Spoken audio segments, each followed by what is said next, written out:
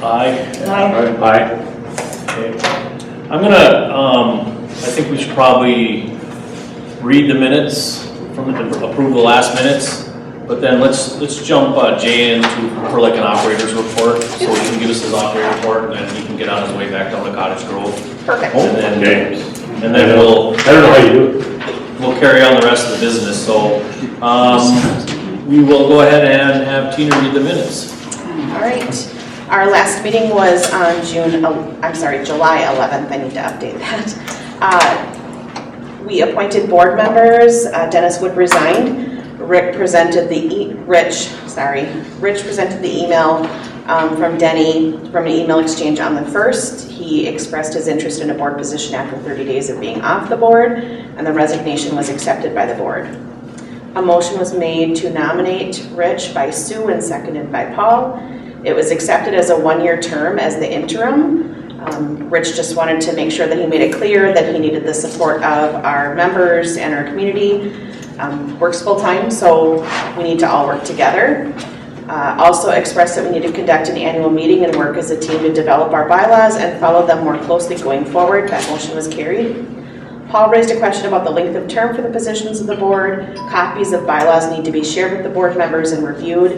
And my understanding is those have been shared with the board members, correct? Yeah, you sent them to everybody, right? Yeah. Okay. And everybody got a copy? Yes. Right? Yeah. Okay, good. We discussed the wastewater operation position. Rich had been in contact with the MPCA regarding the current level of compliance and how to best move forward. After discussing the resignation of Denny, we replaced the position with Bill Wood as discussed at our last meeting, but it was brought to our attention that the required paperwork to make this transition had not been completed, which would currently leave us out of compliance. The license for Dennis Wood had expired on June 30th, and unfortunately Bill left the meeting without further discussion to review the process and paperwork that would need to be completed to complete this transition and move us back into compliance with the MPCA. A special meeting will be held at a later date to work through the process, and we will need to call on the assistance of HR Green, Tim Corby, to guide us going forward as we need to work to be back in compliance. Rich was going to reach out to HR Green about the cost for assisting and continuation of the conversation with the MPCA and update the board. A motion was made by Rich, seconded by Sue, to rescind the offer to Bill as a wastewater operator based on the reaction, and Paul abstained from that vote. The motion was carried. Approval of bills as listed. Not going to go back over those again. Those were approved and carried. We did have new business last meeting. We discussed the fire pit. A motion was made by Sue, seconded by Paul, to put a fence around the existing fire pit and cones to stop any further dumping in the pit. The fire pit was to be cleaned out with the assistance of community members at that upcoming weekend, and the pit is closed until further notice. Meeting location: due to a lack of stable internet connection, Matt has been working to identify a location for future meetings. We'll be meeting at the Rush City Community Center going forward. Tina will pick up the fire hall key, or the community center key, drop off the fire hall key, and due to elections, we had to reschedule our meeting from last night to tonight, along with the meeting in November due to elections. There's no charge to use this room. The motion was made by Matt and seconded by Sue to move forward with that. League of Minnesota Cities follow-up. Paul agreed to follow up with our rights and responsibilities going forward as an action item. He will share an email with proposed items with the board first before reaching out. Google Docs were discussed about creating documents to document any conversations by all the board members. Matt shared information with the board on how that works and updating information in real time, how documentation of any edits are made to the documents going forward. So that was discussed, but no decisions made for sure. Did I miss that, Matt? We've kind of employed it. Okay. But no. Okay. Shorewood website, a motion was made by Matt, seconded by Sue, to create a communication to share with residents of Shorewood about the new website and obtaining email and contact information. Sue was going to take that as an action item to deliver the information to residents, and Matt was going to create the letter and print it. We discussed Shorewood land, about the current land owned as a community being farmed by the landowner, Dennis Wood. The community is currently paying taxes on the property, but the land is being farmed by Mr. Wood. It was agreed that we would approach him again to determine how this will be handled going forward. Meeting adjourned at 9:15. Motion was made by Paul, seconded by Matt. Any corrections, questions? You made a correction right on the top about the Yep, date, of course. The date, yep. All right, and then, actually, I think Mr. Wood's license, according to the paperwork, expired 7/1/22. Thank Just you. a minor correction that I know of. Okay. I don't have any other corrections.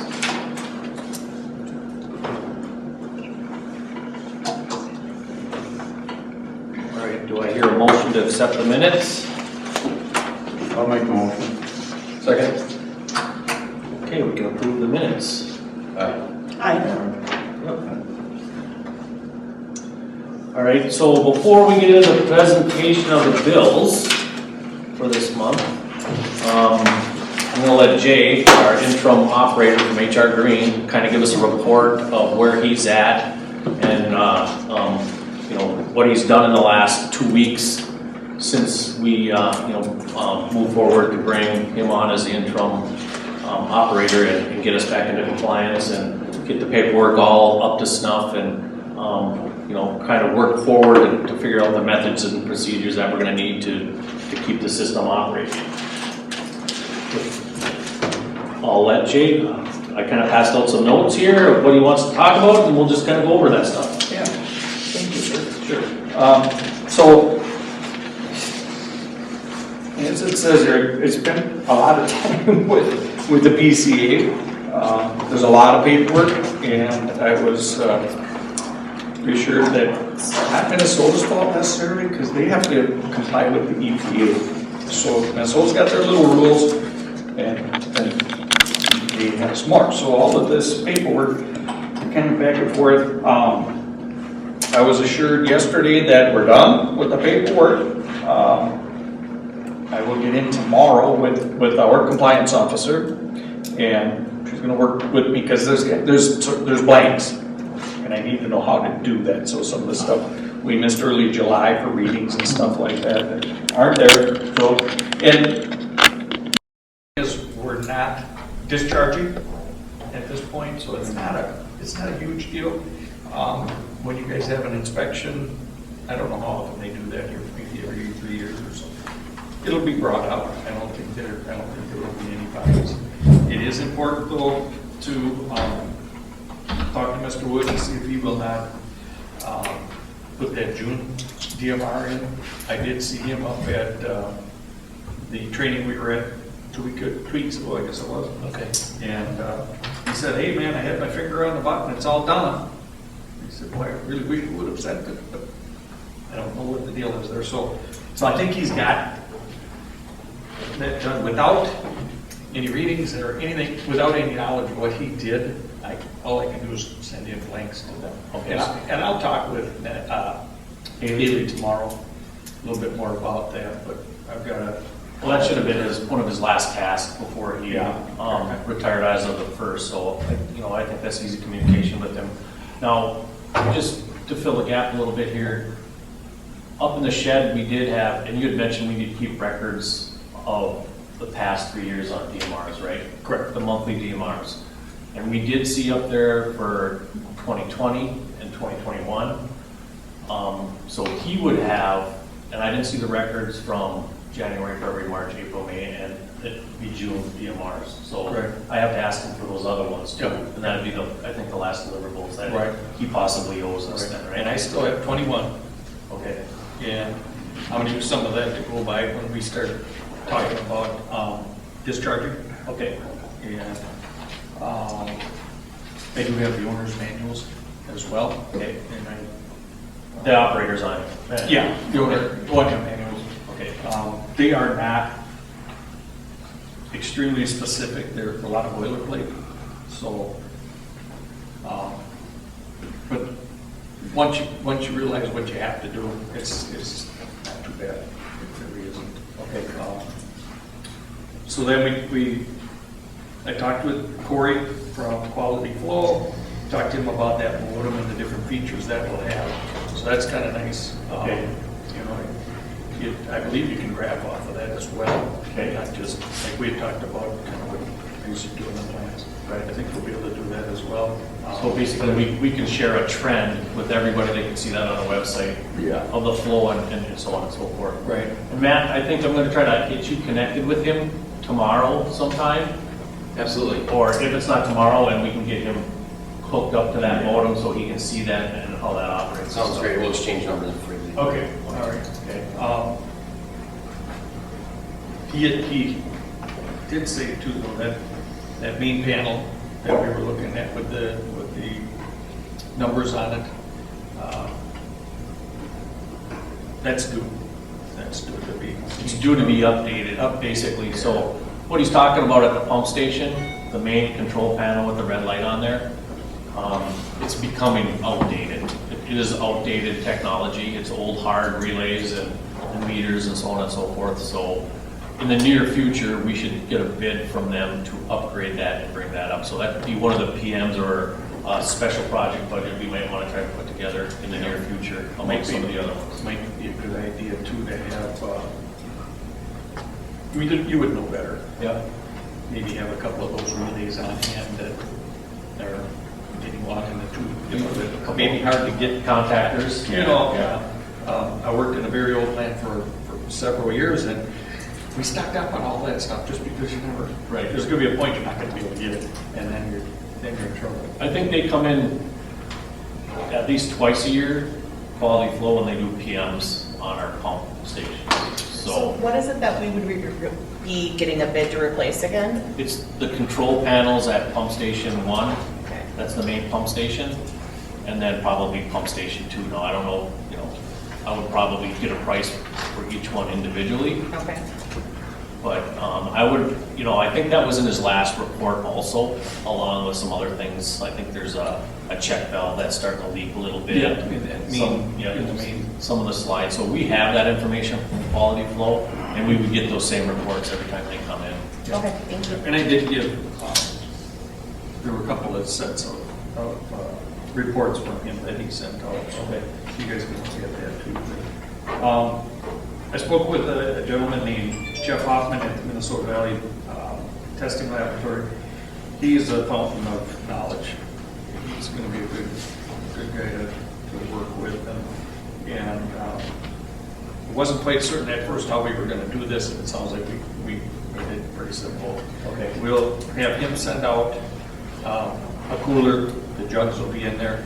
We'll talk about this, work through it. If I have to come back up, we'll work through it. And quarterly, you have to do sampling, and then we will also have to sample it during discharge, before and during discharge. So you'll know exactly what we need to do for all of that stuff, Okay. and we'll draw up a little bit of a plan on where we need to sample from, how often, and so on and so forth. So, but one thing that's very nice is it's just the field. Working with these people is very nice. It's very helpful. So Minnesota Valley Testing is another vendor that we've used always in the past. That's where the past operator always would take our samples and send them off for testing. I used to pick up the garbage. Did you? Yeah. And it, I don't know, you might save $1 by going somewhere else, but then you start all over again. Yeah. I don't know. To me, something like that is just better going. They have this, we have history. Yeah, you know your history. We don't have to recreate the wheel. I think we're just going to try to streamline the methods and procedures. Yes. Make it round. Yeah, Smooth it out. Yeah. Make it round. Smooth it out. Well, then share the information so we all know how it's running. Yeah, I think that's extremely important too. Yep. I've gone through the O&M manual, the thick one as well as the little one. And again, like I said, it's not real specific to this particular pond system, but there's good information in there. And I've read through the permit. Boy, if anybody needs something to put you to sleep. It's, the daily tasks though that need to happen really is the flow reading. I am getting precipitation and weather from, that's a quarry too, I believe, new person there, but that was in Dennis's information. So I just called them up and said, hey, I'm the new guy. Send them to me and there'll be another new guy down the road. Oh yeah, no problem. So So on the dailies, you compare what kind of rain or participation there is, and then there's kind of a formula that works with the flow, and Yeah. you guys work your numbers and work your magic for the Yeah. daily information, right? Yep. Yep, so, and that is a requirement of the permit is that you have a daily flow reading and then precipitation as well. Okay.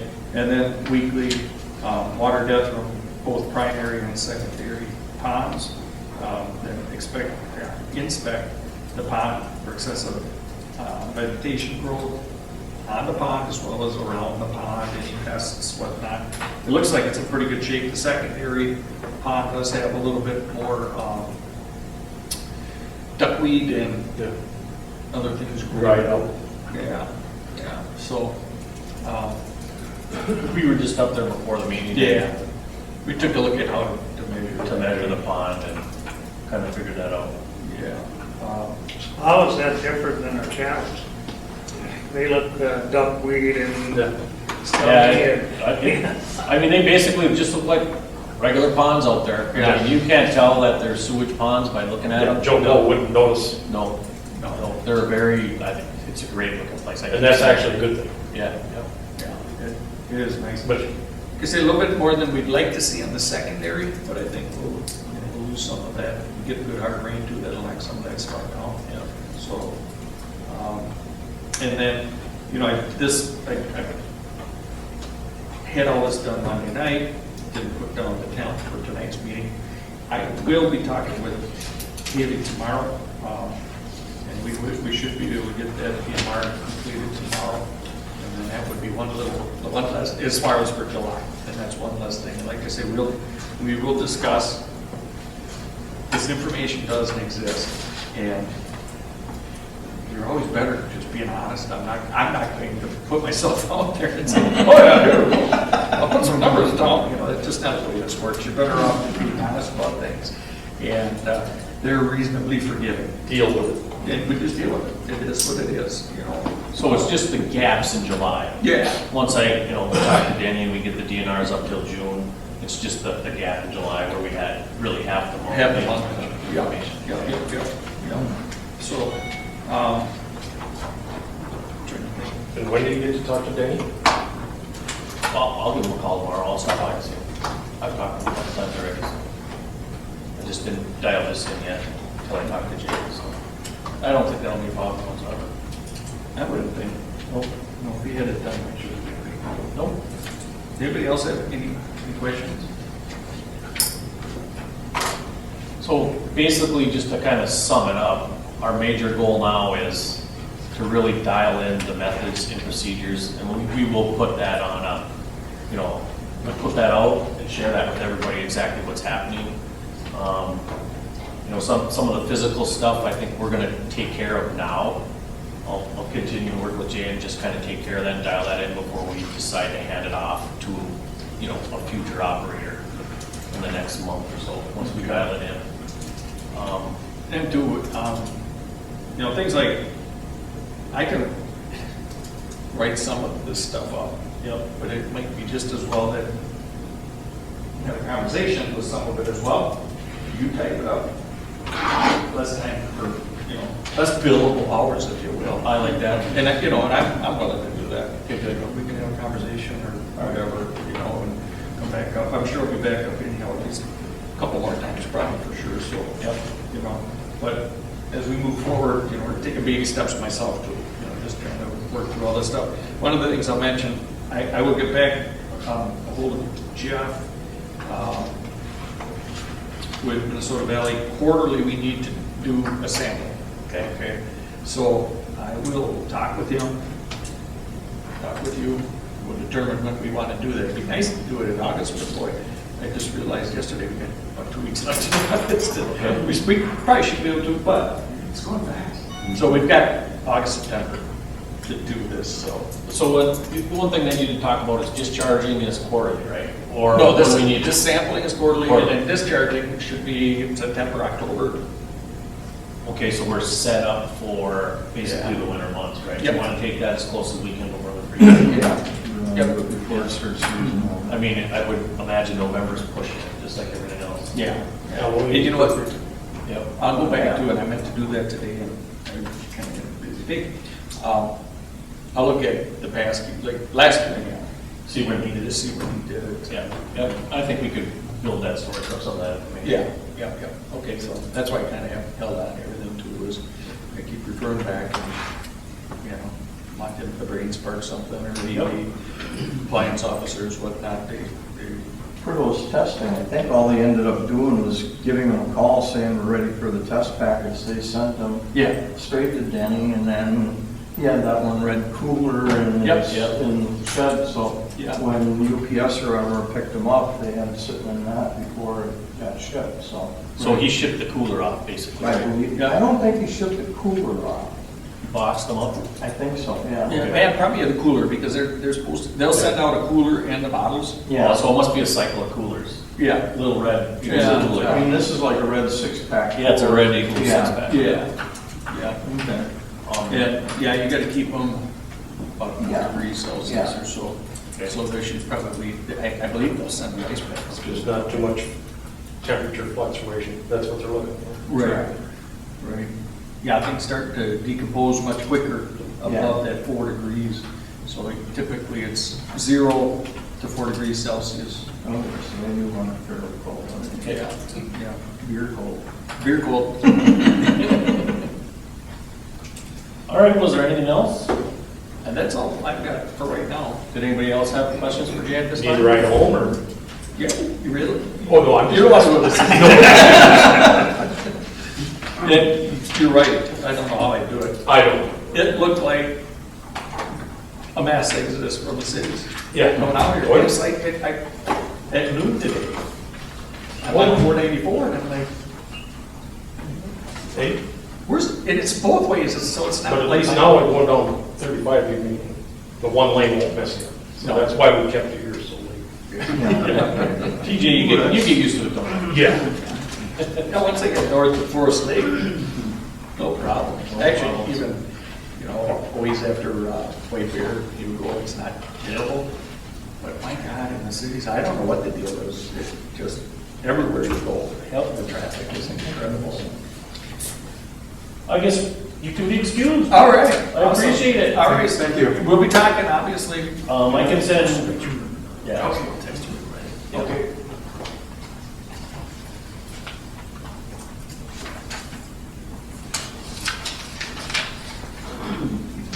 All right, thank you. Thank you, I appreciate it. And I appreciate the opportunity. I don't know if you noticed, so we have the glass out. Yeah. I like this kind of work. It's enjoyable. I spent 42 years learning all that stuff. I don't want it just to go away. Yep. We appreciate it, for sure. We'll do the best we can. Moving forward. Thanks, You guys have a good night. Good Yep. luck this week. Drive fast, take chances. Yes, we do appreciate you coming on. We really do. Thanks, sir. Yeah, grab a pack of donuts. Yeah. You know what? I might grab a loaf of bread. You sure can. I love this Italian bread. Thank you. Thank you very much. Yep, see ya. Good evening, everybody. All right, I guess then we will move into the presentation of the bills. Great. We have a bill from Rasmussen Services for our mowing. That is mowing of the ponds in the driveway. That is $515. We also have a receipt for locks and keys. The locks were changed with the change of the operator. So that was a total of $35.90. We have an East Central Energy bill for $72. And then LJJ wastewater maintenance, $2,681.25. That was for jetting of the lines and televising our lines. It was only a portion of the lines, but that was basically to look and make sure that there was no issues. So they said overall it looked good, but there was some sand and sediment, so we'll have to address that. But I thought they said they flushed it. I'll give you an update on that once we're done. I'll tell you. I'll go over this a little bit and kind of explain which section that they did go through. But I'll bring that up after we. And then I have one more receipt for lock boxes totaling $103. Those were to store all of the new keys so that people have access to them. So that was a total of $103. And then Tina, I emailed you a receipt for the chain and lock for the fence security. Yep, that was the $35.90. $35.90. Oh, actually, the entire list of items on the receipt wasn't for just that. Oh, okay. Yeah, the total was actually $29.06. Okay. So I'll have to change that then. All right. We bought your can of Mountain Dew and some for Elmer. Yeah, I was gonna say, Elmer's the one who decided. Elmer got some snacks, some goldfish. Okay. I need a motion, please. Approve the bills. I'll second. Aye. Aye. Aye. Right. Finance update. Oh, can we back up real quick? Yep, And this goes back to the roads. okay. Did we, I know we talked about, well, we pre-bought the asphalt for the road repair, right? Yep, and that's on these previous minutes for Okay, all right. And we- $16,800. Right, and we were gonna pay them half down? In the past, I think what Wendy had done was quarter, like she paid it in quarters. In quarters? Yep, Okay, so I haven't received a bill from them yet? no. I thought before it was half down and then it was Okay, quarter. yep, Because he had to buy the product. He's actually gonna start the roads tomorrow. okay. Is there someone I should follow up with there to get a bill then? Yeah, I will, I'll give you the information Okay, and, from Premier, I'll share that with you tonight, okay, perfect. or I'll shoot it to you. All right.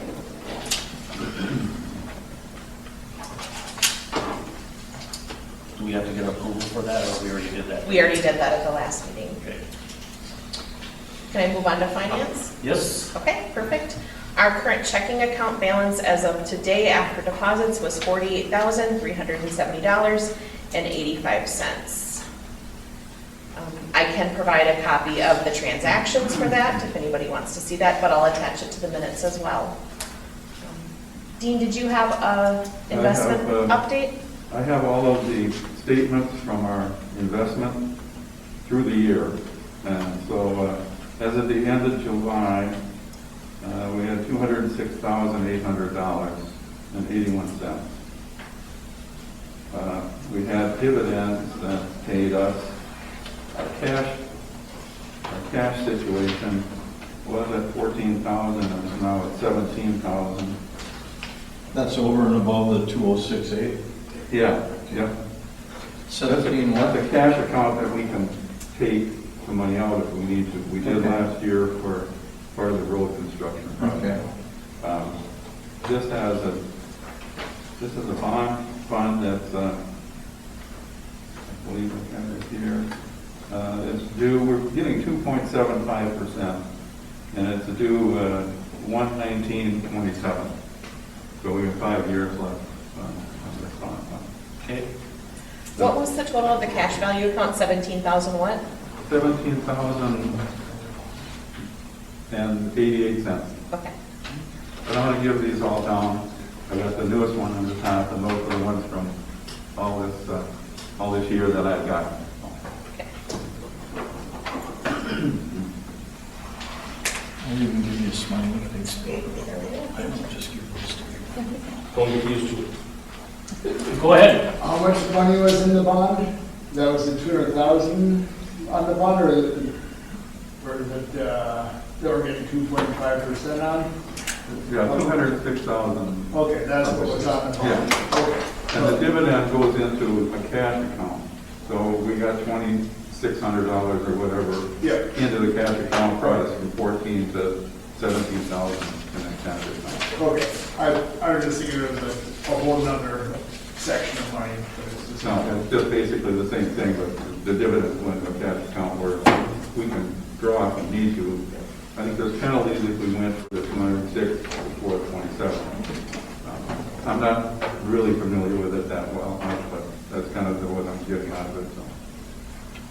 So what I see out of this, if you add the 48 to the 206.8 to the 17,000, we're sitting on about $270,000. Total cash, yeah. And the only major expenditure we've got going on in the next 3 months that we're aware of would be the $16,000 for roads. For the roads, and then if we decide to continue jetting or repair some of the stuff Okay. that he did show me. Okay. And I'll kind of go over that. And And then our normal, Okay. just everyday electric bill. Yeah, I understand that, but what I'm looking at is, we got 270 in the bank, we're gonna be spending 16. That means we spend another 11, that we've just suddenly taken 10% of our reserves out. And, Well, I don't think you should be looking at it that way, Paul. okay, The 206 is sitting over here. Because we Yeah. can't access that right now. yeah. Yep. I mean, so, no, I don't think you're looking at that correctly. I'll disagree with you on it, but, because, yeah, I look at what we've got total and then the various different pockets, but you're still talking 10%. Yeah. You're still talking 10%.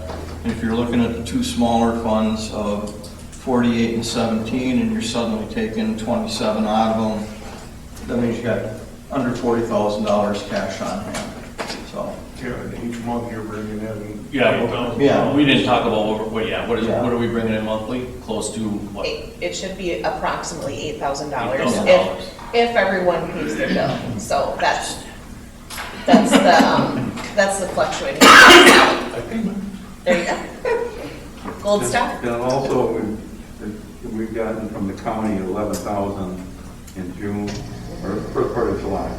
And that's from expansion group. Okay. And so we've got 4.5 years left of that. So where is that coming from, Dean? You said the county, who's it going to? It goes into our checking account. Myself and my neighbors are paying. No, I understand that, but you said you got 11,000. Where did the county deposit that 11,000? It goes into our checking account. Yeah. Yep. So So that's part of the balance. that is part of the balance, yep. That deposit was made on July 6th. Okay. We do have, our electric bill comes out automatically. So that comes out, it's an ACH payment, and they actually take 4 months at a time here, or 3 months at a time, so they do it quarterly. And then the other ACH payment that we have coming out is for Karen Altoff, that is our accounting firm, and that's $180 a month.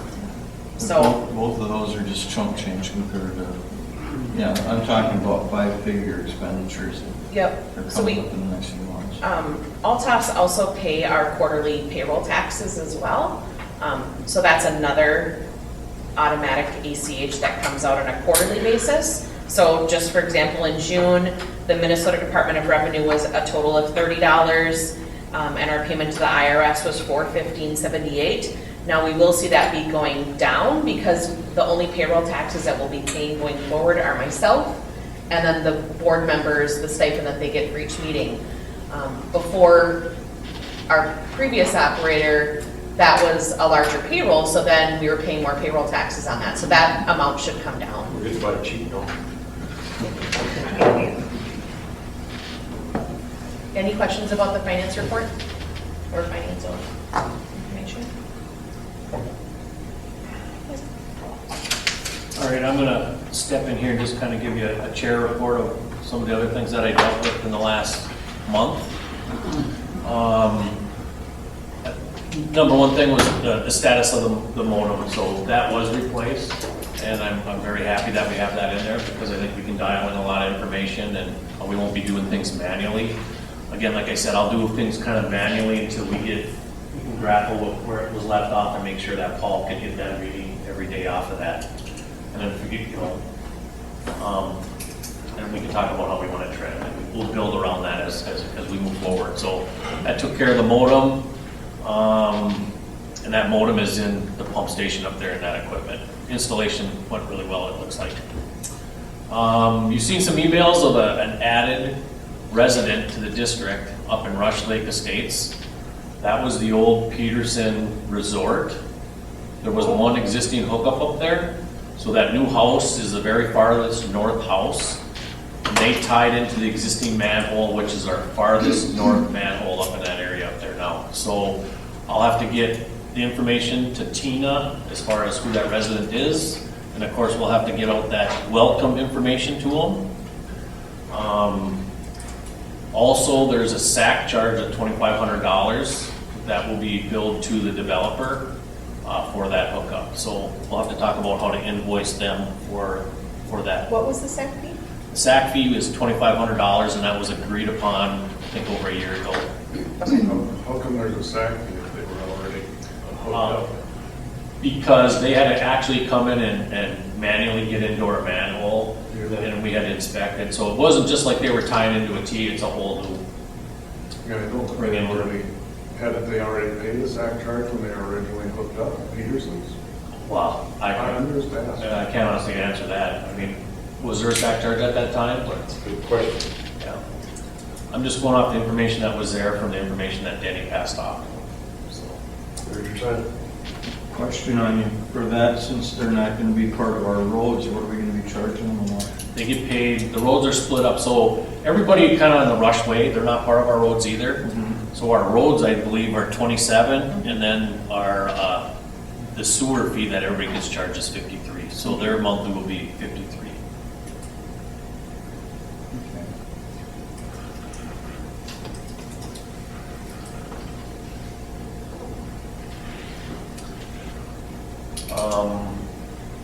Well, status of the road repairs.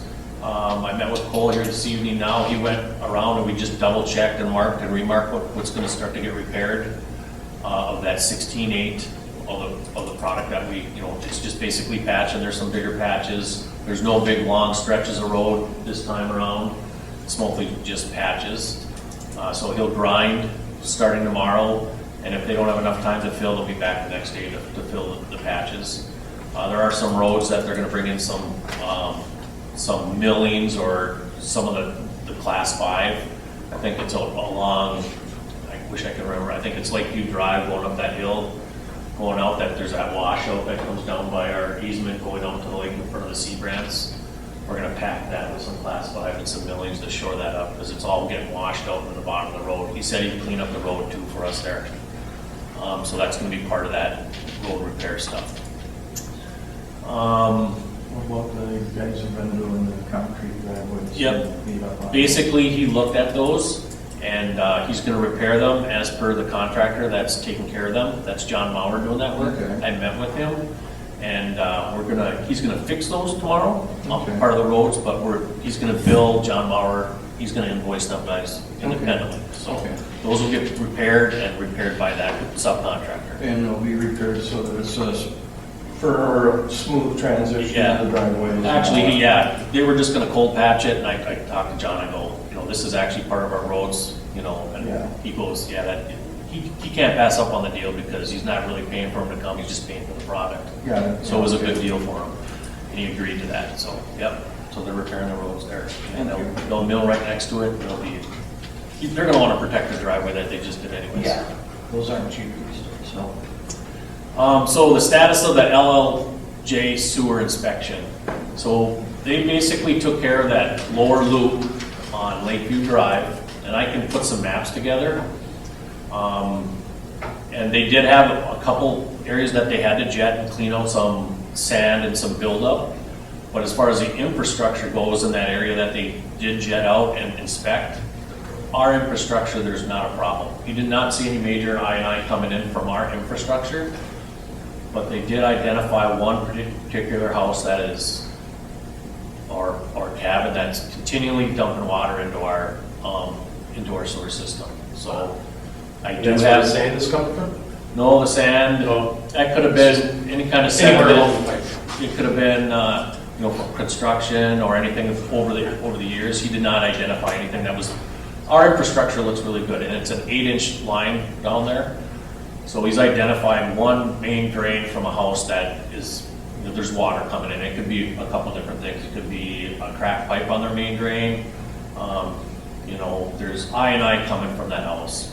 Could be a sump pump, could be a sewer running, but it's a continuous flow. So we're gonna have to reach out to that individual, and we'll have to talk about how we do that. We'll have to send him an email, and I'll talk to you about who it is. We'll try to reach out to him and give him some ideas, but he'll have to correct that issue. Okay.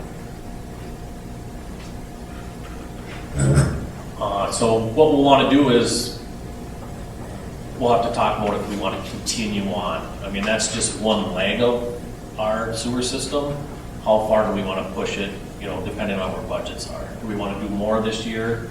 You know, we kind of just physically went out and looked at some areas by looking at manholes and kind of decided we can take another step and do kind of the same thing with a group of us and say, well, let's take a look here or here.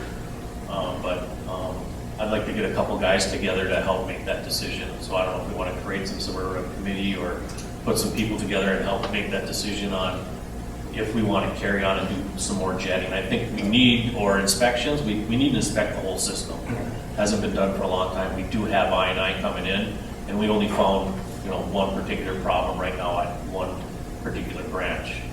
So I do believe it's something else that we should probably move forward with. You were talking, that's a significant one. I saw the videos. What did you figure?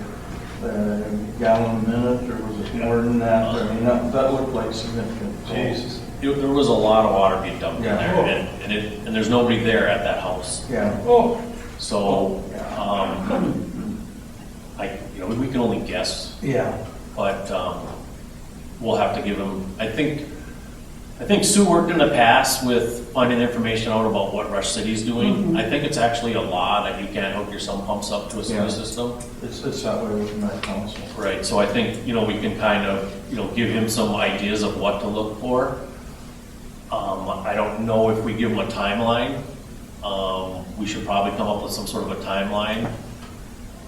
You know, and if they don't comply within a certain amount of time, I don't know if we fine them, or I guess we want to work with our residents the best.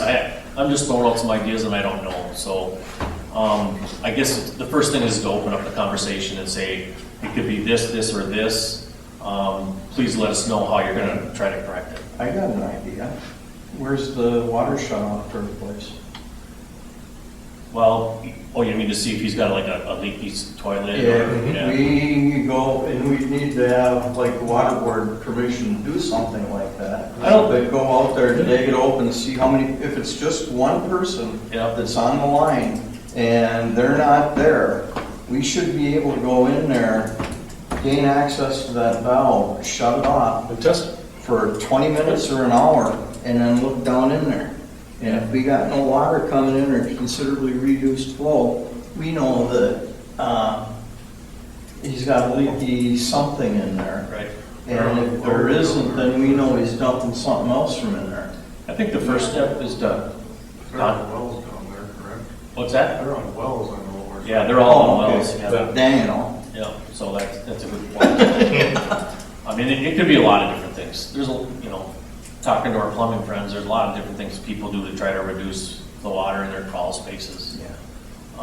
But, you know, first thing we'll do is we'll approach him. And if he needs some help trying to find out what the problem is, we can give him, you know, a couple names. But it is, the responsibility of the main drain is of every resident. So we'll point that out. And, you know, we'll continue to monitor it and see, make sure that does get cleaned up. Is that written up anywhere?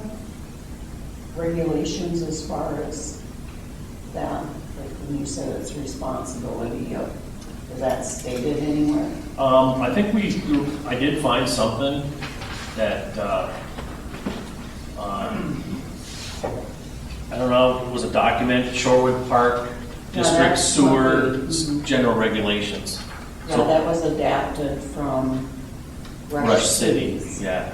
So this regulations. is something that we're gonna have to look at, so. Yeah, I need to copy that. I will, you know, I'll look at this a little bit, try to put something together, but I think the first thing we do is we reach out to him and we give him some information. So this is a document that the board was working on in the past as we talked about and educating everybody about I&I and what, and how, you know, how it affects our system.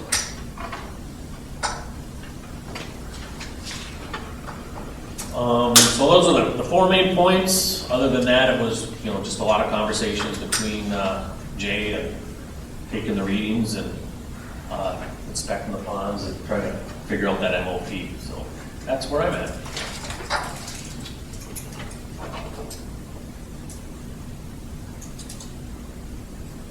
All right, new business.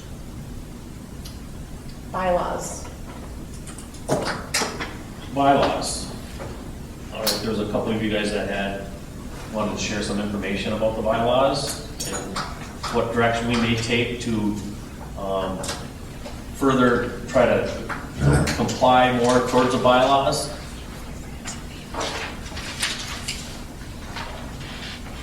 Did you print these out? Nope. So that enough for us and you? I can go to your email. Oh, okay. Yeah, why don't you make hand one out to each table? I don't need this one. Okay.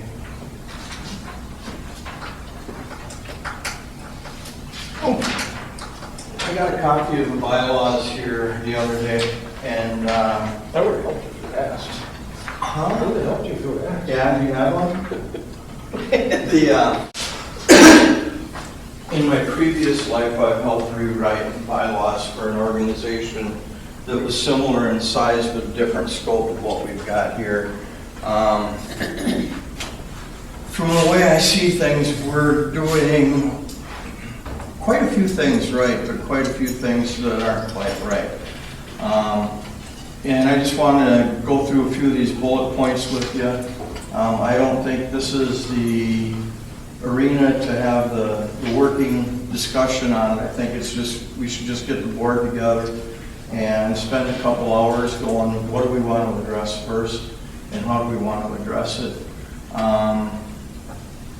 But anyway, these are just the tip of the iceberg. We've got an annual meeting coming up the first business day in January, and during that meeting, we would have an election of officers and an election of both board members and officers. And I went through the bylaws, and on this, Article 1, Paragraph C was the first question I had. Article 2, Paragraph 2 discusses a territorial unit. The district shall be comprised of 4 defined territorial units as delineated per map attachment. There's no attachment for it. So what that looks like is, if you compare ourselves to a city council, we'd each have one ward that we should be getting a member from. Apparently we haven't been doing that, and I don't know where the district map or the map is of the units. Article 2, Paragraph 4 discusses terms in office. So who started when and who would be up for election at the beginning of the year. Article 2, Paragraph 5 says that in order to run for a board position, you have to petition or get a petition signed by 10 residents. A resident can only sign 1 petition. And my question there is, do you have to be a Chisago County resident in order to sign a petition? Do you need to be a Chisago County resident to be on the board? Are we going to be eliminating the weekenders and the cabin dwellers for signing petitions? Article 2, Paragraph 6, just where you need to get ready for the elections as they're approaching in January. Article 2, Paragraph 7 says the Secretary needs to contact the Minnesota Pollution Control Agency and the Secretary of State and tell them that we have a new chair. Article 3, officers. Our bylaws state that we have a vice chairman, a secretary, and a treasurer, and those are 2 separate positions, and they're elected board members. So that means that those positions are employees of the district. Article 4 discusses power of the boards, or the board. It basically says we have the same powers as the city council. How we choose to use it will be entirely up to us. We all need more government in our lives, right? Article 4, it looks like the people who were appointed to the positions during the year would need to be running for election. So that means that Matt and I would end up running along with Rich, and I don't know who started at what point in time, but bylaws kind of state that you're in it for a 2-year term and we stagger the terms. So we need to determine what's going on there. Article 4 and 5 were accounting practices. We need to set up an audit and budget committee. The budget committee, according to our bylaws, should have been making recommendations for the 2023 budget at today's meeting. So I hate to be the stickler for details, but like I've said in the past, I don't want to go to jail because we're violating a bunch of state statutes. Sure. So again, I think we're going to probably need to get a hold of the League of Cities or whatever for legal advice. I think we're going to need to schedule a board-only closed-door meeting for a couple hours. And it might be more than one, just to kind of dig through this stuff and kind of determine the direction that we want to go. And in some ways, the clock is ticking because of the budget and an election coming up in the next few months. Well, I think, You had some other points that you wanted to bring on the bylaws too? He touched on most of them. I had questions about the $10,000 bonds on each board member and what that means and what that covers and just the details on that. But then, about the budget, should have been due today.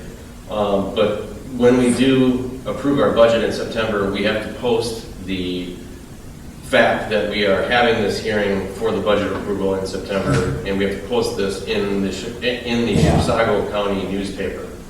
And then more on the financial statements, we also need an entire list of budget expenses monthly from our treasurer. And then also we need an annual report published by March 1st for the previous year. And that needs to be done at least annually. And then more on the financial statements, there has to be an annual audit done. And then also that audit needs to be published in the newspaper. And then the other items, I believe, are are more in the next piece of our agenda, so I'll just wait to address those. so basically, we're just reiterating that we really need to understand and get the operation of this board back to snuff. It's been run loose for many, many years. When was this, bylaws even written? I mean, I did not see a date on it. I don't think it was Did not see- intentional not to be in compliance with the bylaws. That's just like spring cleaning, clean out the old, start, Yep. I mean, I think it's needed and it has to be addressed, but I don't feel we were trying to not do what was required because. Right. I don't know if we're really under a timeline. It's an issue that needs to be taken care of. Yeah. I think we need to still continue to take care of business the way we've been taking care of business, but it does need to be approached. One of the things that I think the first thing that we should do is before we start making any harsh decisions on the bylaws and redirecting, and we know we have to redirect and maybe relabel, but I think that call to the Minnesota League of Cities, and I thought that you were going to make that call. We talked about that last time. We did, but I wanted to get a hold of this. The bylaws? To see what our rights and responsibilities are. And I totally agree with you, so. Would they know when this was done? I don't know. I'm guessing somebody has to. Yeah. I started looking into the first paragraph of this. Says our district was created pursuant to Chapter 1518 to 1537 SLAWS, Minnesota. I started looking at them, but I really couldn't find any relevance to what that is to this document. But I just touched base on it for half an hour. Okay, so I think the first thing, and this is my opinion, and I'll leave it open for everybody. I think the first thing is maybe we should contact the League of Cities and try to get some direction from them. Yeah. I mean, some of these rules in here, I don't even know if they really apply to our organization. I'm guessing fiduciary responsibility applies to this organization. Okay, well, again, then I really like to understand what that is. Yeah. So, when you're talking about controlling $270,000 of taxpayer money, it might be chump change to a lot of people, but for our organization, it's huge. And you bring it up, taxpayer money, it's a fee. Oh, it's not a tax. It's an operating fee? Yeah. Well, and I think we are Which a from, lot of people consider fees taxes, but we are not being taxed by Shorewood here. But what happens if, like, we have the ability to assess taxes, right? That's how we get our stuff. That's not taxing. It's not taxes per se. Again, I think we're just throwing out ideas and we're questioning it. We're gonna need some direction and we need to have, somebody's gotta take the ball and roll with it and do some investigation and then help bolster this conversation. So, I think we agree that, and I think we even mentioned that in the last meeting, we need to tighten things up, but I don't know how tight we have to get. And we need to redirect this board in the right direction. Some of the things that I know we'll never be able to reach is, having a representative from every district. We have a hard enough time getting people to volunteer to be on the board in the first place. So some of those rules are we're gonna have to widen them rules a little bit depending. We'll try to, that's just one example. But So I think there are gonna be some things. What's that? Wasn't there also a limit on the number of board members too? So that would be hard to do, Right. to have one for each district if you could only have so many board members. The way I read this is. Without knowing what the map says. We have 4 defined territorial units, then we have our officers. And can we define those territorial units? I mean, They've got them, A, D, B, C, D. yeah, but we don't know We where don't they. know where the map we- is. well, once you talk to the Yeah, we, and then we have our board meeting and Yeah. can delve into just this topic. I agree. At that meeting instead of mixing it in with this. and that's why I say. Because we- that will all be reported what happens at Yeah. the board meeting. Well, what Rich is saying is that, I've been keeping my eye on this board for, 6 months before I decided to join and, throw my hat in the ring. And I was watching for a good 3 months before I decided to get involved, and nobody was responding to any of the asks for board members.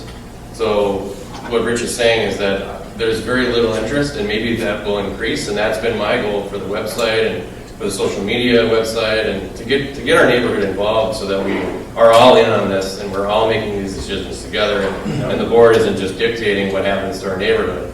But the fact is that people are not interested, and that's how you and I got appointed, is because, there's just no interest, so. Well, And I agree with that, and that's why I say we should have a working meeting on this, and that way we don't need to be keeping these guys here for hours and hours while we hash over some things, but, yeah, you're right. You guys don't care, right?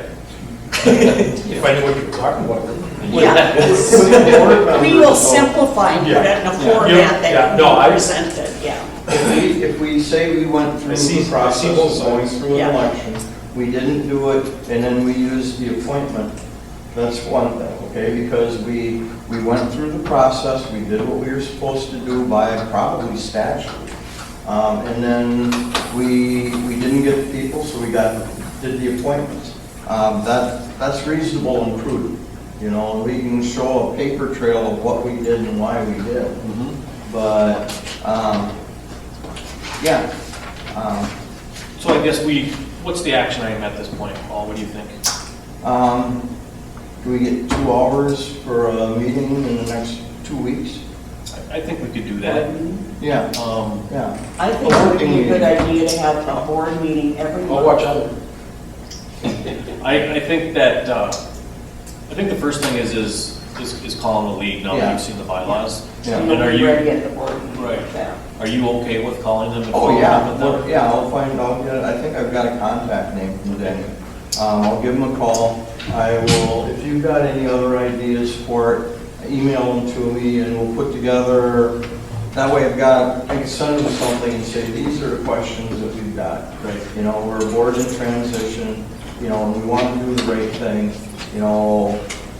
give us a hand. What do we got to do here? And it was talked about a couple years ago about updating the bylaws. Somebody started moving down that way, and it just hit a wall. So I guess what we're saying now is the action item is, let's get a hold of the League of Cities, find out who our contact is for that.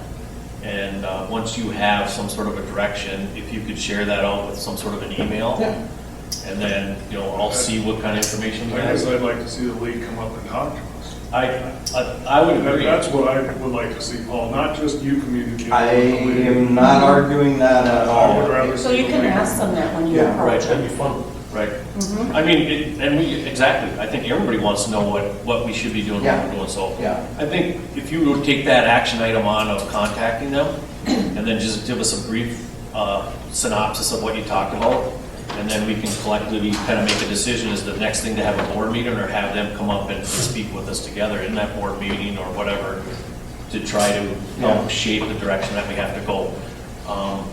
And I don't know if we get X number of hours legal opinion because we're a member of the group, or, you know, if it's gonna be per hour, or how that's gonna happen. But, Right. yeah, I see that there's probably gonna be some costs associated with it. Just like everything else. And it's not my intention to come in here and just, you know, start throwing shit around, but, pardon my French, but, you know, yeah, you're right, things might have been run a little bit differently. Oh, French, sorry. Yeah.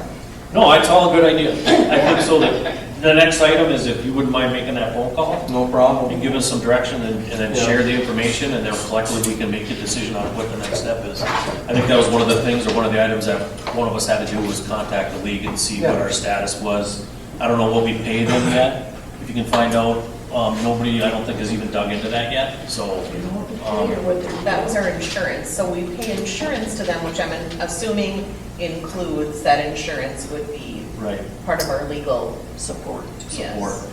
And are we gonna change status if we're not paying an operator and we're going out and subcontracting that out? So those are some questions that have to be answered. So we probably do need a meeting and need to redefine what we do or what we have with that insurance group, the League of Cities. Okay. Are we ready to move on to the next item? I think we are. Sure. All right, fire pit. Matt, do you want to give an update on Sure, I that? can kind of lead this discussion. So, you know, it's been brought to my attention and my neighbor's attention that the fire pit has been a source of contention for folks that are all around the neighborhood. You know, the smoke and the appearance of it, and, you know, who's responsible for it.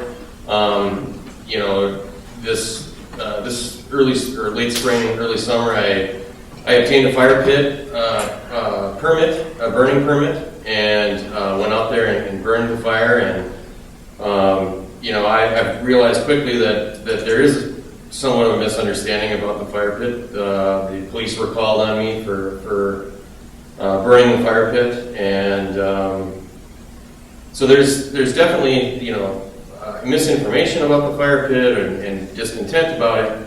And so we want to start from ground zero, and we want to get our arms around it and figure out a way to facilitate the fire pit in a way, or not. That's kind of the discussion we're here to have today. I'd like to hear from our constituents that showed up today about their feelings on the fire pit, and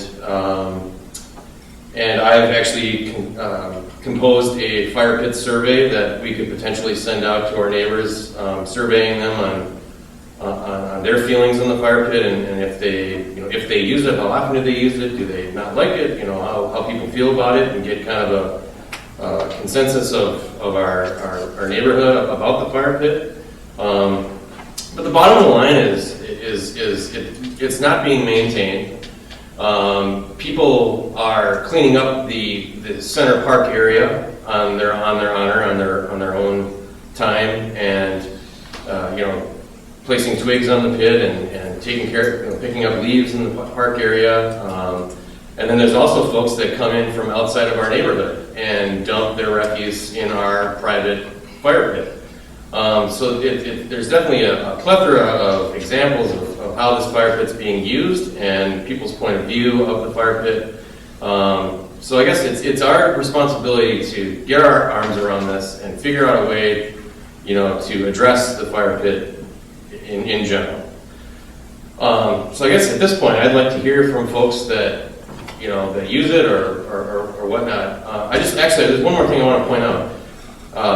Rich and I, and Matthew and Joe and your sister Catherine, and also John Mayer, all got together a couple weeks ago to to haul away the compost slash, refuse that has been building in this fire pit area for, the consensus of what I hear is about 6 or 7 years of neglect of the fire pit. And it's, the mound of compost that we took away was taller than I was. And that can't happen again.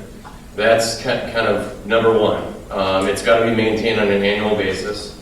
And from what I understand, it costs roughly in the neighborhood of $500 annually to have the fire pit area dug out and hauled away. So that would be, roughly $4 or $5 per household. If we have 130 households in our area, it would be roughly $4 or $5 annually to maintain this fire pit. And I don't think that's too far out of reach for folks that, especially, when we have storms and we have leaves in the fall and we have, all these different, uses for our fire pit. Personally, I don't see that being an obstacle. So with that said, let's hear what folks have to say that came today to discuss this. Yes, sir. First of all, how much do I owe you for cleaning up the plastic? It's John Maher we owe. Pardon me? It's John Maher that we owe. John Maher? Yeah, he brought the Bobcat. Yeah. He donated the Bobcat and the diesel. As far as what I think I did, I just donated. I was glad to get the pitch in. Yeah. Oh, thanks, guys. Yeah. Thank you. That's a heck of a lot. I think at this point, we're beyond that, and if we do anything to pay off, I'd like to, offer John something for his Bobcat use and for the gas for the diesel. That's my point of view at this point in time. Okay. Let's pass a motion on that. Let's Yeah. reimburse. I'd like to reimburse Joe as well. He provided the trailer to load everything into, and I think that he. Well, let's split it up. I'll split it up. So I guess I'll first the motion to compensate Joe and John in some way, shape, or form. I don't know how we want to address the amount. I think it was suggested $200 per person for their time and for their equipment. I don't think that's unreasonable. I guess I would first motion to compensate each of them for $200 each. So that brings up a good point. Let's go back a few years ago when we had a storm come through. It That's knocked why down a good 15, 20 trees in the park. That's why the mess was there this year. And we cut up those trees and we put them in a burned pile, not a fire pit. It was a burned pile. And it was meant just for leaves and for brush. And all of us neighbors in that area, around the circle, went out there with our chainsaws, put all our time in there. We never got reimbursed. Nobody from any other part of the park came over to help. It was just a big mess. And that's when that big, you talk about 6 feet tall waste, that's where that came from. It's that old. Otherwise, it hasn't been, never an issue. We could use the help cleaning up once a year, yes. Yeah, I agree, and it's actually in our It's an bylaws. eyesore, but it's a When it's necessity. all done and said, at the end of the day, it'd be cool, just once a year, have somebody come in and clean it up once. Absolutely, and it's actually, this is one of the bylaw points that I wanted to bring up today, is in our bylaws, there is allowance for the maintenance of our properties. Yeah. And so you may have not been reimbursed in the past, but that is our responsibility, and we are allowed to reimburse folks that do clean up the private, public properties, areas. And that, in my mind, that includes the mowing of the park as well. So these are all things that have not been addressed in the past that I would like to see addressed. And Paid because, for 50 years, I don't expect anything now. well, I hear you, but wouldn't it be nice though? I'm at 20. Well, I don't mind doing it. It's I not think a big that, deal. my point is, and I'll just point it out there, I think the reason that, the neighbors that do kick in and the reason to volunteer the time is to keep the cost out of everything else in general, I think is what the whole intent of mowing the lawns, cleaning it up. And I don't mind, pitching in and keeping my neighborhood clean. And you're gonna get some volunteers that are gonna help and other people aren't. It's just the way it is. And it's a community thing. But to circle back, we just need to reinforce and re-educate what the responsibility and what those parks are. Because there's been a turnover. There's been people here that have been a lot on here longer, and they know, I mean, I talked to Frank, I talked to some of the old dogs that have been here, George, and, you know, the different things that have gone over, and, it's always the same people. It is what it is. Well, I don't know where to start. Okay, I think that that's why we need a committee or something like, I never hear that, oh, you know, other than this past time with the fire pit, that people are getting together and cutting down trees. Yep. Or, you know, for that type of help. So if people don't know, it's hard for them to come and help. Right. So that's Most why of if you there was weren't a here. committee, pardon? Most of you weren't here then. Yeah. Well, no, but I mean, going forward, we That can't was a sit and real beat a mess. dead horse for, you know, we gotta start anew and try to, To fix. okay, you know, that's all water under the bridge, let's, Yeah, you know, start and fresh and what wasn't working, let's correct it. So it's, But for the committee, to get a committee and get that information out to the whole Shorewood community, I overheard in a conversation, just for instance, that no one else was allowed to use that fire pit other than the upper circle. No one else in Shorewood. It wasn't Shorewood's burn pit, it was just the upper circle people.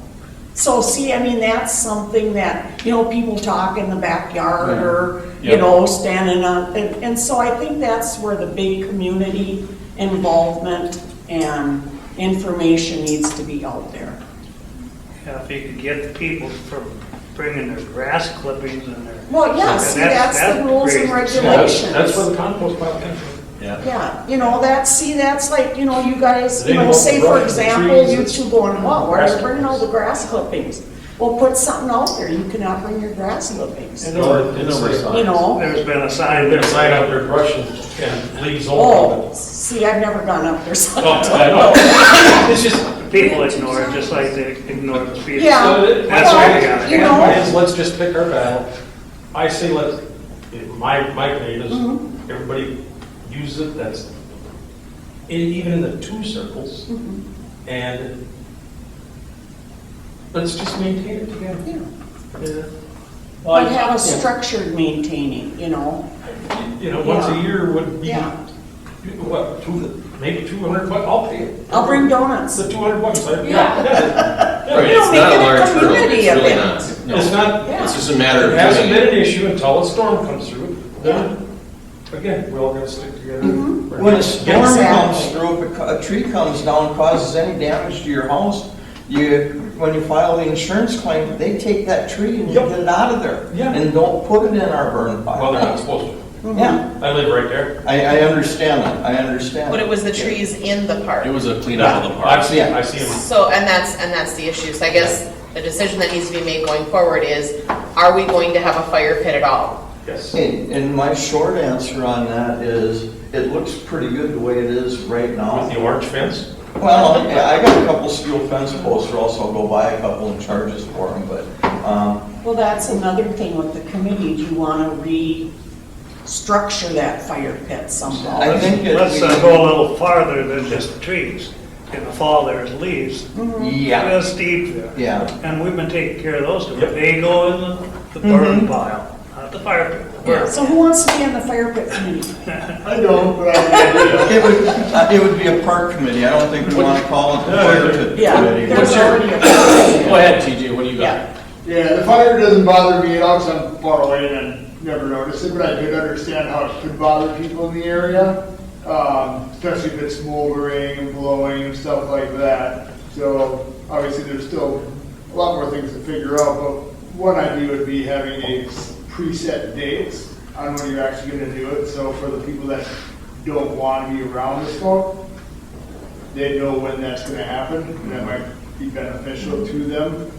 That's hard to do, because you have to get a burn permit. You have to get a burning. Correct, but Same it'd day. be November 27th, or whatever. November 27th, I'm gonna get a burning Same permit, that's what day. you're saying. November 27th, I'm gonna get a burning permit, and it's gonna smell for a couple days. Yeah, stuff like that, or just being, you know, looking out Informing for everybody. people who are bothered and stuff like that. Do it on the quarter, do it quarterly maybe, or do it. And then you said, as far as a burn permit, there are rules and restrictions on the burn permit. right? Yeah. Somebody's gotta be there, it's gotta be burned out, and then what about the cleanup after that burn? Well, that's what I say. You know, in the fall, we light it 2-3 times in the fall to get rid of leaves and brush. Yeah. And then in the springtime, when you go out there, if there's no storms or nothing, the pile isn't as big as this table hardly. Yeah, You know, it isn't that tough. right. It just didn't get maintained for the last 4 or 5 years. Well, or again, Or longer. or longer. And I again, can't remember anybody ever hauling anything out. Yeah. I remember about 5-6 years ago, somebody hauled everything out. So maybe even more. 8 years ago. Ooh, CJ. no, it was, I thought it was Frank. I always heard Peltier took care of it, is what I heard in the past. Oh, Old man Peltier took care of it. yeah. But nevertheless, I think my opinion is that it's important to the neighborhood. It's convenient, it can be taken care of, and it doesn't have to be nice. No, so I guess it sounds like it's an educational thing, and The volunteer Do we thing, do a survey? just like you said, how many people want to I think volunteer to burn? the I burn it all the time, I don't care. Vote up. And I take my ATV out there with the old plow on it, and I push it up in a pile. You know? Like Ray says, we've maintained it. Everybody's leaves come up there, but we keep it as clean as we can for, you know. Next year for National Well, I'd like Night to Out, say we thank do where you we for have our doing rain that. girls. Yes, I Well, would boy, like to see it. it'll be- That's another Yeah, thing. that's fine. If- Yeah. I'm gonna go, I'll be behind you, Paul. I'm not getting that close with the hot dogs. We need really long sticks. Well, and for me, the definition of maintaining is not only, putting things on the pit to be disposed of, but then hauling away the refuse, at one point. That's my definition, full definition of maintain. So we need to have a way, and I believe in on an annual basis, to clean up the burn pile in an official way. So that's the obstacle that I see the main obstacle that lies ahead of us is how do we want to structure that? How do we want to hold that accountable? And the other piece of this is how do we keep folks from dumping their stuff from out of town? How do we enforce this? And I don't want to be the burn pile police, and I don't think anybody in this room does. Well, I kind of am. But there's got to be an order to this. Otherwise, as soon as people get the word that our fire pit's open, our burn pile's open again, they're going to start coming on in off Highway 1, and that's the other obstacle is the enforcement and the accountability of the pit and cleaning up the pit on an annual basis. And we need to set a standard. Okay, who's in the burn pile? Who can take it there? A guy can, B guy across the street from him can't. Where do you draw the line? I think anybody that pays dues should be able to use the pit. Yeah. Anybody that pays our, sanitation fees or our road fees should be able to use the pit. And that And that's the 130 houses. Correct. I think that's fair. I think it's my understanding that's always been that way, but I hear from Sue that people don't know that, and that's Exactly. obviously that's a third obstacle I see. If the neighbor A is okay to burn there, but neighbor B can't, and neighbor B don't know he can, you can't blame them. See, that's not okay, right? But there's a communication, that's all it is. Right. Okay, so are we going to make a motion to do the survey? Yes. I second. Okay? I, Aye. Motion carries. That'll give us the ability to assess how our neighbors feel about it and what we can do to move forward and try to make 100% of our neighbors happy with the situation. Obviously, not everyone's going to be happy. Sir Matt, first of all, you will never make me happy.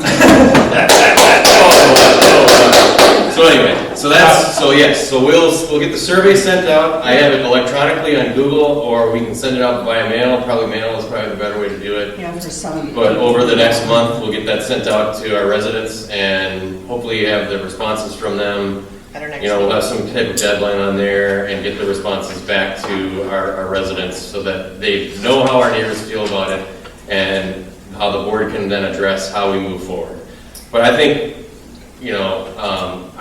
I'd like to circle back and compensate Joe and John for their time and their equipment and their expertise in hauling away our previous neglected burn pile compost. So I'm going to first the motion to compensate Joe and John with the amount of $200.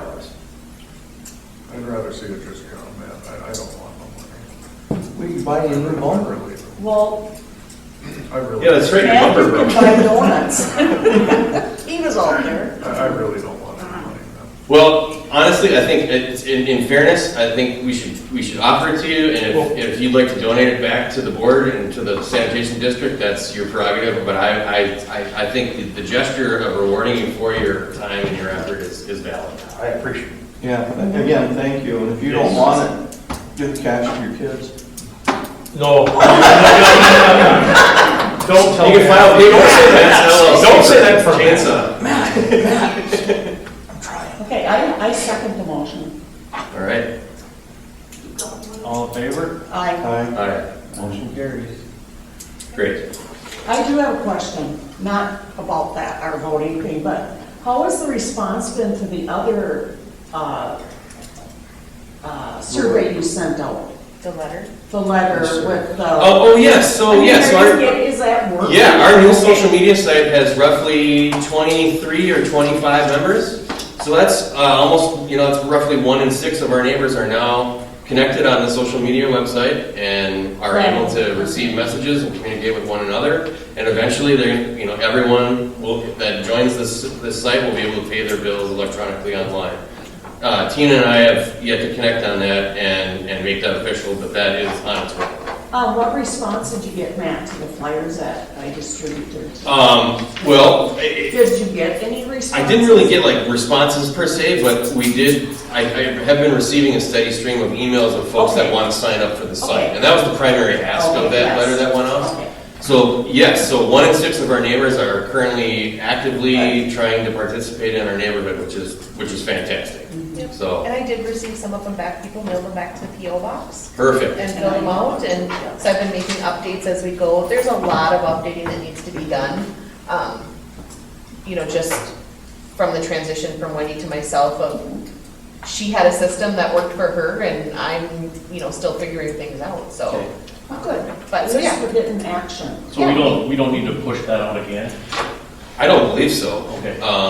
Maybe we want to do it again, and maybe every 6 months send something out to our neighbors, letting them know on the website and the social media site, so that it's kind of a consistent. Hey, we're actively making decisions in this neighborhood, and you should join us. Okay, so kind of thing. we just moved right into the public website, so we started that conversation. So Yep. Yeah. Yes, so I recently posted all the water data that was given to me from 2022. The month of June was missing, but I think that was discussed earlier, that is still out there somewhere. Yep. So that is now active. So our neighbors can go to our website, shorewoodSanitation.org, and click on the sanitation data tab, and you're able to read the data from our pump house, and you can see the gallon, the flow and the gallons, and all the numbers that we talk about at our meetings about I&I and the works. So, and that's a work in progress. Eventually there'll be graphing and things like that are a little more friendly to the eye, and you're able to kind of decipher what all the data means there. But the data is there. So the data is now public from the year 2022. We just received a little bit of update as far as the roads. So the roads are going to be, the repair of the roads is going to start tomorrow. So that's news to me. I'll get that on the website so our neighbors know that the roads are now being repaired for the year 2022, and to slow down and beware of the workers on the road, and Slow down, that's slow down that's in a good general. idea. And anybody that goes to our website that's seen it, it's front page. We have a speeding issue in this neighborhood, but that's another conversation. And I guess I'd like to remind our neighbors, if you do have an issue with the amount of speeding in the neighborhood, to contact the Chicago County Sheriff and let them know that No, first I'm calling Matt. They don't have jurisdiction. you're having an issue, and that's how we're going to be able to. They don't have jurisdiction. I'm sorry, what's that? They don't have jurisdiction. They don't have We're private property. Well, see, that, I don't know, Okay, that's, I have a question. go ahead, yeah. Okay, I was told that we are a private entity and that the Chisago County cannot come in there. Okay. If they do, it's a favor. So then how do Yeah, we so what address is that then? that? Because we can't just Private have property. that, you know, that just isn't. So you're saying we're a lawless little nation? That's right. That's right. It's always been that way. Always been the way. Okay. I'm gonna open a meth house. Well, Hey, You heard it here as first. long as you don't get caught, I'll be open. can I just set out something, because I'm trying to grasp that. So if, we had a bunch of cars being broke into, we could not call and let the sheriff know and have him patrol If you through call there? and invite them, yes. They- Oh, if they're invited, If you call in, okay. yes, but they're not, Where they're is not that? Can I required. ask The key where word that's here is they're written, not or- required Required. to Okay. control that area. I don't know how, I can't agree with that because we pay taxes. Yeah. Correct. That's where I'm confused. I think we're making some assumptions here. Yeah, I think we're making up a lot of assumptions, and I think it's worth a phone call down to as the chairman of the board, I'll make a phone call down to the Chisago County and find out exactly what the rules are, and then That'd be we'll great. post it. That'd be great. I never knew that, and I was like, Yeah. oh. Okay. Okay, Alright, so just trying to keep us I've on been- track here. I've been told by one of the police officers, they're not supposed to be there unless they get, or they're on a call. So then can I But, cut my taxes? yeah, well, no, it's private property, All right. you gotta pay taxes on private property. So can't- why Isn't a house in town Go private ahead. property? What's your question? I want to make sure that I keep us moving forward here. Yes, I agree. So we've discussed the fire pit, public website, we skipped over lawn service quotes. Matt, did you have? Yes, oh, information on just, okay, so, along the lines of park maintenance and, you know, the idea that people have been doing this, you know, with their own mowers and their own gas and their own time and effort, that I reached out to Rasmussen, which is our current mower for our pools, and they quoted me, for the large park that lies between Shorewood Circle East and West, they quoted me $200. A mow. A mow. And then the front area by our sign would be $45. And the smaller park at the very end of Shorewood Circle East and West would be $25. What about the lower part? The lower park, he did not give me a quote for it. But the So- sign is owned, that property is owned by Denny. What Do we have an property? easement for that, where the sign is? I think Our there- Sherwood sign? I don't, Oh. when we look at the, when you look at the tax, it doesn't show, it shows that as part of that property up whatever the cornfield is up there. So Rasmussen used to mow that area, and for whatever reason, Mr. Wood discontinued the service, so I don't know if there's To an reduce easement price. where the sign probably is. along those lines. So it would be, I wouldn't see it as being an issue, reinstating that. So, and I really personally don't see any reason to mow it any more than every maybe 3 weeks. I just, you know, I think it would be, you know, and folks that want to have it shorter could go out there and mow it on their own accord. I guess that's fine. Or even if we went monthly, have a monthly mow from Rasmussen so that it's maintained at a certain level, and folks that want to mow it can mow it, and folks that don't have to. Are you saying all the properties or just around the sign? Around the sign and the parks.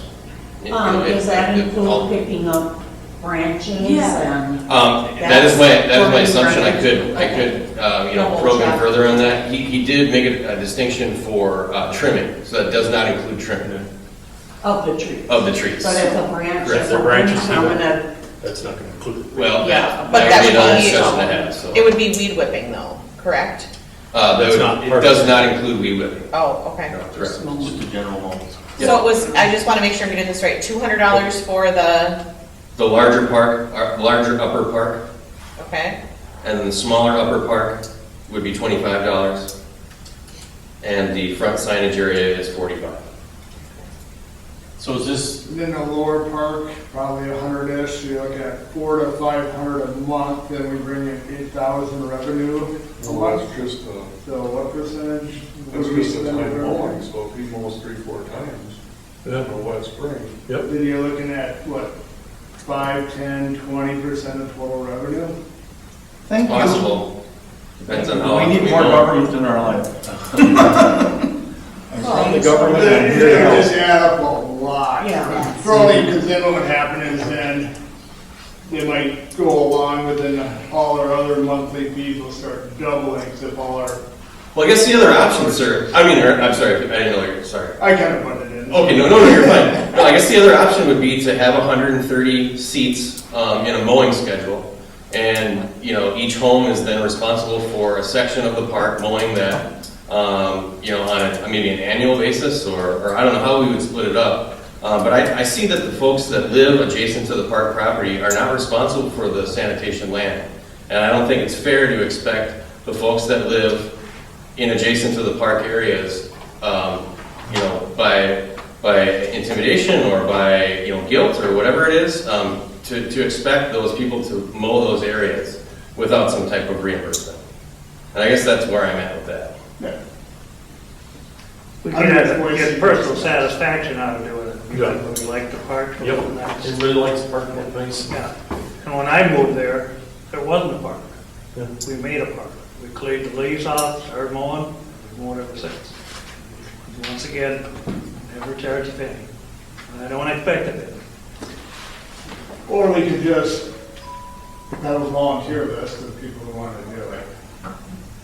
Would be probably kind of like That's kind of what we're doing. Yeah. We do our part. Yeah, or in that way, if people didn't want to be there and felt like their option to do it, if we just had a volunteer list and Again, it's- disappear for the people who don't want to do it. Again, it's been a cost saving issue, that's why it's been taken care of that way.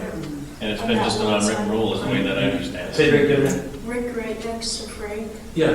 he mows the whole side of that park.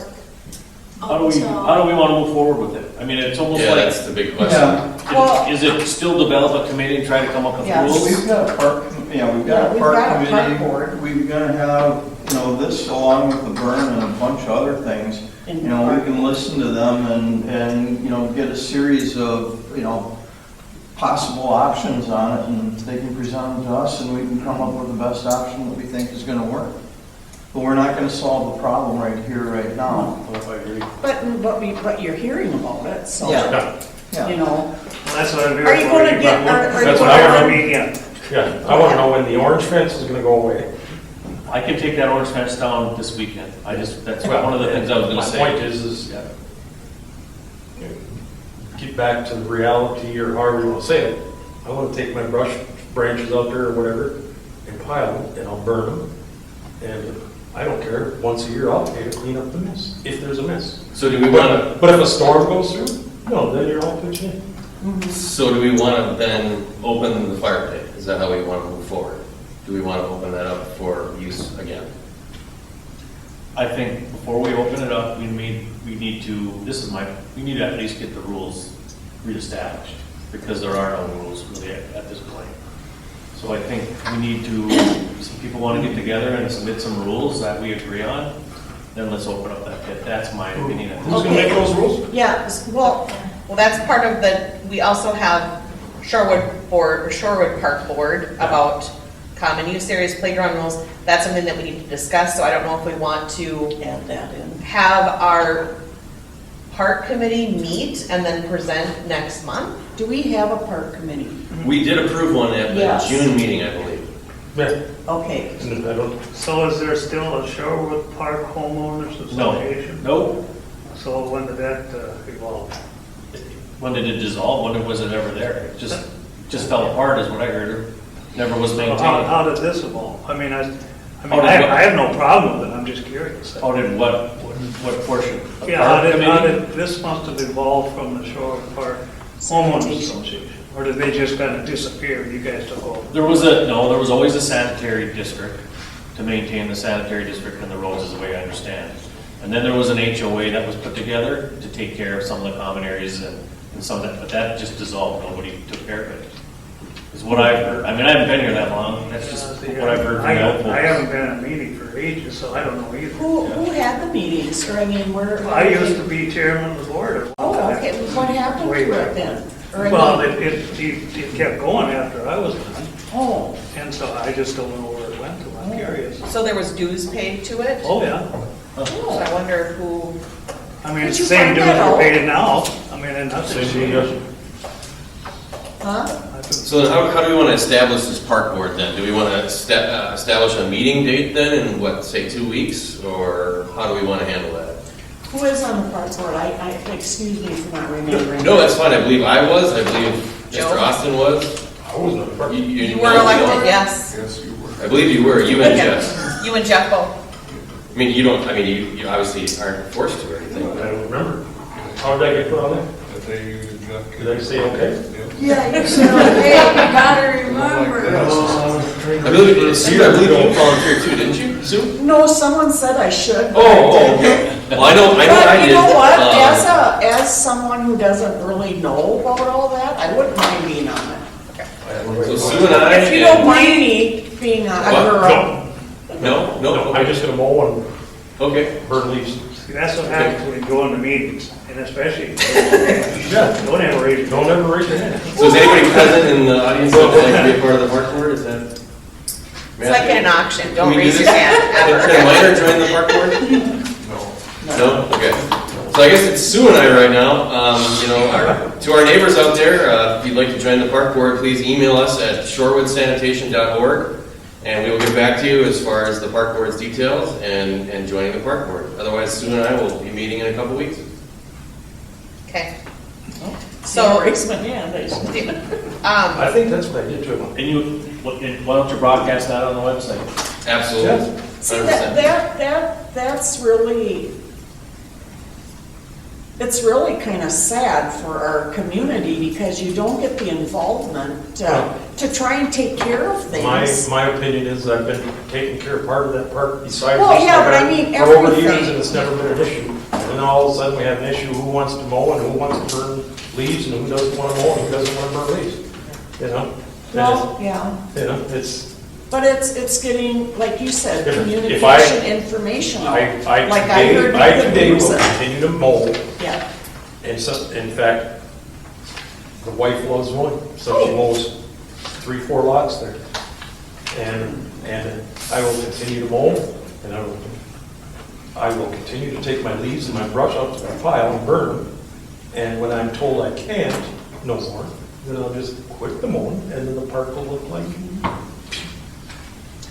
okay. Well, we appreciate your efforts, Yes. sir. You- It's not and about you, that. all and you you guys like that are a that, part you of know, the you like it, there's some situation. people who may say, well, Oh, yeah. you know, I ain't mowing that, No. or, you know what I mean? It's- And you guys mow the front signage area, don't you? Yeah. We appreciate it. Yes. It makes our neighborhood look very nice. You mow your house a little something? That's what Matthew does, yeah. You mow that whole little circle. I'm surprised the kid can walk. I always see him on a I motorized got 2 vehicle. push motors with you. Save your dad some money. I didn't Okay, realize he okay. could walk until I saw him climb So, steps. the only item that we have left is old business, the Shorewood Community Land. That was from our last meeting. At our last meeting, we discussed approaching Mr. Wood about the land that so to bring everybody up to speed, there is community land that's owned by Shorewood Park collectively.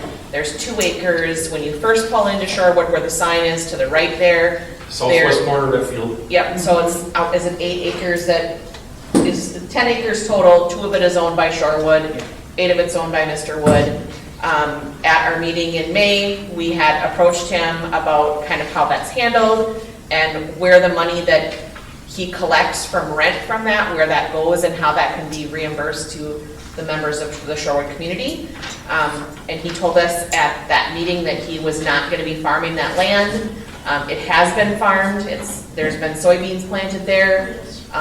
He was spraying the other day. Yeah, so regardless of what was said, so we need to approach him on that and find out how that's going to be handled going forward. There's because soybeans out in that field. Yeah, Yes. it's So- surprising. he must be He a was- hell of a farmer. He's a good Yeah, I farmer. seen the He guy. hasn't He's- green hair at all. So we need to approach Mr. Wood about that because he made it clear in that meeting that he would not be farming it, that it was a new Yeah. set aside. So if he's collecting rent money for that land, it needs to be reimbursed to the members of Shorewood Park and for any, and really should be for any of the rent that he's collected on past years. That is rightfully, that money belongs to Shorewood Park, not to him. Yeah, if it So- was $10 an acre, that's $20. Say, I'm just throwing out Yeah, that. but I mean, that's, Yeah. that's just it, is, it doesn't matter, The you know, how, amount. what the amount is, it's the point, and when you are in a meeting and you say, no, I'm not going to, and then you knowingly go and do it, that's where I have an issue with it. Or was the guy even told? I mean, No. you don't know. Denny told us in that meeting that he No, but I would mean not the be farmed. farmer guy. Yeah, so, to me, it needs to be addressed. It can't keep on, this is an item that we've kicked down the road Who's going to at address multiple it? meetings. Who's going to address it? I would be happy to approach him about it, or I don't know if Rich wants to, or I- how we wanna handle this. I'll bring it up to him again, I'll talk to him about it. Okay. I just have another thing to say. Just in conversation with someone, they were on the understanding that that upper park was not Shorewood Park sanitation land, and it is. I pulled it up, the map, and showed that it says park, and that the title on it was Shorewood Park Sanitation. Yep. So I showed that person, and they were like, oh, we thought it was, you know, the residents, or Like across from these guys, that area? that big park up there, yeah. Okay. It shows on, like, if you go into Chisago County, and you can do Yep, that, it does, what is yep. it? I've seen it. GIS map, yeah, it says Shore, It in says the Shorewood little Park. park down there, it says Shorewood Park. Yeah, there's- Sanitation District, There- not Shorewood Park. Correct. We pay, the Yeah, sanitary it's the district pays the taxes. taxes on that land. So, I mean, that was just something I found out too, that was an understanding, so So it's a like, lot of- there's lots of little discussions. A lot of people years ago thought that Dennis Franklin still owned that, because he owned all that property. Yeah, but it, I don't know But no. how it happened or what happened, but it's not, I don't know what people thought it was, you know, up to that point, but I'm like, oh, really? Because I remember at a meeting, the tax papers being brought out and showing that, you know, taxes were paid by Shorewood Park Sanitation District. Which is everybody here. Yep. So anyway, see, there's a lot, and that's why, you know, it'd be nice if a lot of people came and questioned and could find out instead of, Decisions are made by those who show up. Yep. That's exactly it. that's why Matt shows up every meeting, because he decides how many donuts he's taking home. Do we have any other issues? Are we moving on? Anything been said about the speeding around the park? All we can do is just broadcast, Okay. and put some signs up, and then More talk to signs. people. No problem. Yep, so No if you see problem. somebody speeding, feel free to go have a I'll conversation. tell you from the outside looking in, Yep. the word is getting around, because I see a lot slower cars. I know I had a couple speed by me this morning or this afternoon, and I was making my way down there, but before I got down there, the youngsters were. Who's building the house down there right next to you? The new house. The blue, yeah, John Flasher. John and Michelle. Okay, his contractor, 2 white pickups and pulling a trailer with a skid steer and a trenching machine. I got him, You had a good conversation with them? kinda. Good. I can't use the words that they said when they left, but, Was it one-sided? Was it French? until they left, yes. Was the language French? Yes. Where are we at for compliance then, Rich? I guess I didn't hear that from Jay. I mean, are we back in compliance now, or? Yeah, he just had a couple more pieces, I had to sign a piece of paperwork. So the last thing, actually, he brought it up on one of his notes that we have to make the change, and it was kind of the secretary that had to do that, but it's really up to the operator and the chairman of board to be the paperwork. So now, what we're talking about these members here, you know, I don't assume that my wife is the secretary of the board since she is not on the board. She's a clerk. Right. I mean, that's something that else, it still needs to be defined. And that's fine, that's. Yeah.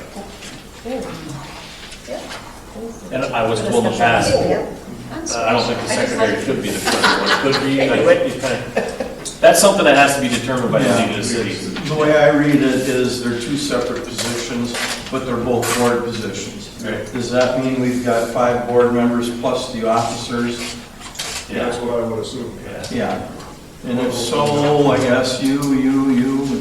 I didn't raise my hand. I didn't read it. We appreciate your input, though. That's Yeah. exactly what we do. Yeah, thanks for showing up, guys. Thanks for Yes. bringing some. Thank you, guys. Hey, no, I'm with you. With It's that, just it's a good neighborhood. I just Yes. want, you know, it doesn't have to be, contentious at all, no, that's exactly it. No, I don't want any friction either. I mean, No. that's why I said, I don't want this to fall onto one person, and I don't want to be that person. if speeding down the road is the only thing I have to worry about, that's my problem. Yeah. If burning a fire pit and the smoke smell bothers somebody, does that bother you? You know, I'm just saying, that's his problem. Yeah. And let's get together.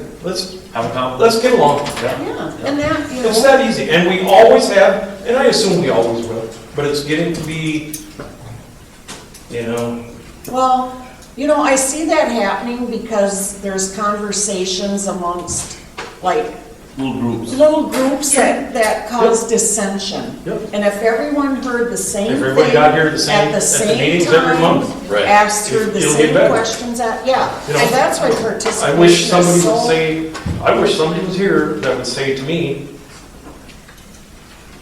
you're an asshole for thinking people are speeding down our streets. No, but Thanks, Ray. he's been waiting for that I would like to opportunity get for 50 that, I years. would like to get that, I would like to get that opinion. The out on meeting the isn't table. adjourned, is it? Yeah, can I get a motion to adjourn? No, the meeting? wait. But When we were talking about You're not like done the yet. park and everything, I would like to make a motion to have a national night out Yes. at Shorewood, yes. But get the community people, you know, like you, sir, I've never really met you or talked to you, it'd be nice I just to. moved in. Did you? Yeah. I thought you said you were here like. I just helped you, I'm still helping. But no, can I make a motion that the Shorewood Park Sanitary District or Park Board does something for National Night Out next August? Huh? Again, I'll be there, but Okay. I'm getting everybody to show up, that's your goal. Hey, So we have a motion on the table. Does someone second that? Children donuts, that'll get them there. I'll second the motion. okay, Okay. all in favor? Aye. I'm raising my hand. I'm gonna say I will say though, so Catherine last night had an incident. She was in the neighborhood, she Ray, had we gonna friends vote? over. Well, I don't know, and you might know about this. So You might ride, well. Catherine was riding four-wheeler with her friends. Sure. And I don't The know. last couple days Yep, with Matt behind you. yep. Which, if they're speeding, I want to know that, because I'm of not- course, the story that we hear from our kids is, no, we were not speeding. Yeah. But there was a resident that approached the girls on the four-wheeler and had said, you know, it's illegal, because they went out on the road to go to that trail. And he asked if they had a license, and Catherine said, yes, I have my ATV license. And he said, but you're not driving, because it was her friend that was driving. And she said, okay. And he said, where do you live? And she said, in Shorewood. And he said, what's your address? And she said, I don't know. And because You don't know. we don't want, so if, I don't know who this John was. Horgoff. But no, what I'm saying though is that, you know, like, if something happens, please come and let me know if our kids Yeah, are it's fine. doing The something worst that part- they shouldn't. The worst part is I don't know kids to get hurt. Yes, Nobody get hurt Yep. or get. But because they are kids and they Yeah. don't always think before they do things. Is that the worst thing they ever did? There in was life? some I hope kids that's all. pulling little kids in a wagon, and they were whipping, and I thought, oh my God, if they spill over, they're gonna get all My kids, I gotta go straightened take up. care of mom, just got a surgery today. Oh, good luck, guys. Thank you. Did we officially close the meeting? Yeah. We haven't yet. Not yet. I don't think we did. Can I get a motion to end the meeting? I'll make the motion. Second. Yeah. Aye.